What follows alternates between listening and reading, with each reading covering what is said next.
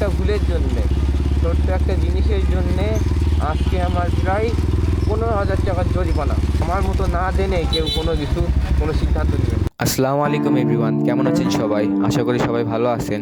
তো আজকে আমাদের সকালে আসার কথা, তো সকালে আসার পরে দেখি বাইকটা আমাদের রাস্তায় পড়ে আছে। তো কৃষ্ণ ভাইকে জিজ্ঞেস করলাম যে ভাই, আমাদের বাইকটা সমস্যা কী হয়েছে? তো কৃষ্ণ ভাই আমাদেরকে যা বললো তা শুনে তো আমাদের মাথা একদম পুরাই ঘুরে গেল, মনটা খুবই খারাপ হয়ে গেল। কৃষ্ণ ভাই বললো যে ভাই, আপনার বাইকের ইঞ্জিনের কাজ করানো লাগবে, মনে হয় ইঞ্জিনের ভিতরে আপনার পিস্টনটা নষ্ট হয়ে গেছে। তো অনেকক্ষণ ধরে ভাবনা চিন্তা করার পরে আব্বুর কাছ থেকে পারমিশন নিয়ে কৃষ্ণ ভাইকে বললাম যে কাজ করেন। তো অনেকক্ষণ ধরে বাইকটা একটু স্টার্ট ট্রাই করলাম যে বাইকটা স্টার্ট হয় কিনা। তো অনেকক্ষণ ধরে চেষ্টা করার পরেও বাইকটা স্টার্ট হলো না। তো অনেকক্ষণ বসে থাকার পর আমাদের বাইকের কাজটা শুরু করা হলো। প্রথমে আমাদের বাইকের সিট কভার খুলে নেওয়া হলো, তারপর বডি কিট খুলে নেওয়া হলো। এখন আমরা কৃষ্ণ ভাইয়ের কাছ থেকে একটু শোনার চেষ্টা করবো যে ভাই, আমাদের বাইকের হয়েছে কি সমস্যা? সাউন্ড কন্ট্রোলার সাউন্ড কন্ট্রোলার দিয়ে ইঞ্জিনের উপর প্রেশার পড়ে। আপনি যখন লো করেন তখন আপনার বাতাসটা স্যালেন্সার দিয়ে বার হয় না, ওটা ইঞ্জিনের উপর প্রেশার পড়ে। তো আপনারা তো শুনলেন কৃষ্ণ ভাই কি বললো। তো এখন আমাদের বাইকের সাইডের পার্টগুলো খুলে নেওয়া হচ্ছে।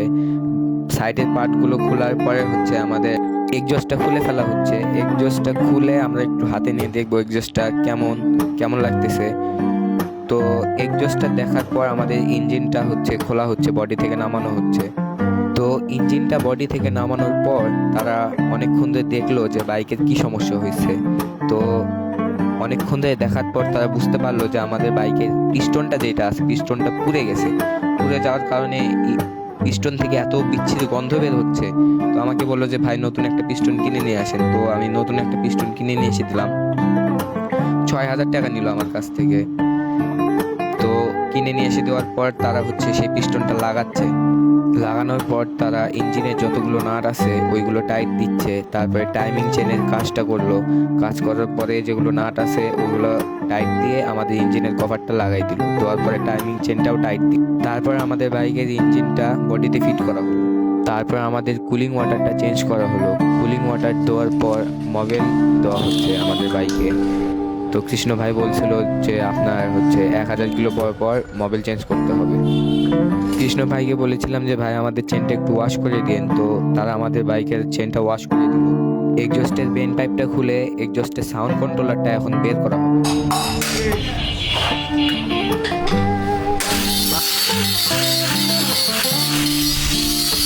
এখন সুন্দর মতো এক্সজস্টটাকে ফিট করা হবে। এক্সজস্টটাকে ফিট করানোর পর আমাদের ফুল বাইকটা ওয়াশ করা হলো। ওয়াশ করার পরে আমরা অনেকক্ষণ বাইকটা স্টার্ট দেওয়ার চেষ্টা করলাম, কিন্তু স্টার্ট হলো না। তো বাইকের এত কাজ করানোর পরেও বাইকটা স্টার্ট না হওয়ার কারণে আমাদের এফআই মোটরটা ঠিক মতো কাজ করতেছিল না, যা বুঝতে পারলাম। পরে লেদে নিয়ে গিয়ে আমাদের এফআই মোটরটাকে বুশ করে নিয়ে আসলাম।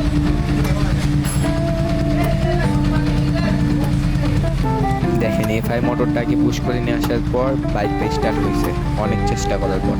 এখন আমাদের বাইকের যেগুলো পার্টস আছে, সাইড কিট আছে, বডি কিট, ওইগুলো সব লাগানোর পালা। তাদেরকে বললাম ভাই, সুন্দর মতো আমার বাইকের পার্টসগুলো আস্তে ধীরে লাগাই দিন। তো সুন্দর করে তারা আমার বাইকের পার্টসগুলো আস্তে ধীরে লাগাই দিল। ওস্তাদ তাহলে থাকে না? আচ্ছা, তো আমরা এখন গ্যাস থেকে চলে যাচ্ছি বাসার দিকে। তো আমাদের বাইকের প্রবলেমটা হয়েছিল কি, আমাদের বাইকের এক্সজস্টের সাউন্ড কন্ট্রোলার লাগানোর জন্য এই জায়গায় যে সাউন্ড কন্ট্রোলারটা ছিল, সাউন্ড কন্ট্রোলারের জন্য সাউন্ডটা যখন কমায় রাখতাম, তখন রাজশাহী যাওয়ার সময় যে প্রেশারটা পড়ছে ইঞ্জিনের উপর, আসার সময় কি হয়েছে, সাউন্ডটা কমানোর জন্য ইঞ্জিনের যে এয়ার পাসটা হয় এই দিক দিয়ে, তো ওই গ্যাসগুলো ইঞ্জিন দিয়ে ভালো মতো সাউন্ড কন্ট্রোলারের জন্য বের হইতে পারেনি।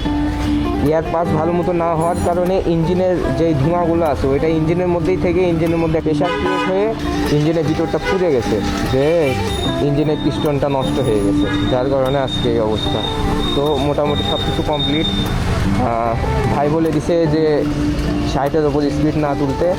তো আমি প্রত্যেকটা রাইডারকে সাজেস্ট করব যে আপনারা হচ্ছে এক্সজস্টে কখনো সাউন্ড কন্ট্রোলার লাগাবেন না। সাউন্ড কন্ট্রোলার ইউজ করলে যেই আপনাদের ইয়ার পাসটা আছে ওইটা ভালো মতো না হওয়ার কারণে আপনাদের ইঞ্জিনটাও এরকম ইঞ্জিন সিজ হতে পারে কিংবা আপনাদের ইঞ্জিনের পিস্টন নষ্ট হয়ে যেতে পারে। এখন মোটামুটি বাইকের ফুল সার্ভিস শেষ। তো আমি প্রত্যেকটা রাইডারকে সাজেস্ট করব যে আপনারা কোথাও ঘুরতে যাওয়ার আগে অবশ্যই আপনাদের বাইক আপনার এলাকার দক্ষ টেকনিশিয়ান দিয়ে চেক করে নেবেন যে আপনার বাইকের সব কিছু ঠিকঠাক আছে কি না, দেন আপনি ঘুরতে যাবেন। আপনারা ছোট্ট একটা ভুলের জন্যে, ছোট্ট একটা জিনিসের জন্যে আজকে আমার প্রায় 15,000 টাকার জরিমানা, ছোট্ট একটা শুধু ভুলের জন্য। আপনারা কখনোই এই ভুল করবেন না। আর অবশ্যই কোনো কিছু করার আগে এটার সম্পর্কে জেনে তারপরে করবেন যে এটা লাগালে কি আমার ভালো উপকার হবে কি ক্ষতি হবে, এটা আপনার প্রথমে জানা প্রয়োজন। আমার মতো না জেনে কেউ কোনো সিদ্ধান্ত নেবেন না। আমি যে বোকামোটা করছি এই একটা সাউন্ড কন্ট্রোলার লাগানোর জন্য আজকে আমার 15,000 টাকা জরিমানা। ইঞ্জিনের পিস্টনটা পুরে নষ্ট হয়ে গেছে। তো যাই হোক, সবাই ভালো থাকবেন, সুস্থ থাকবেন, দেখা হবে অন্য কোনো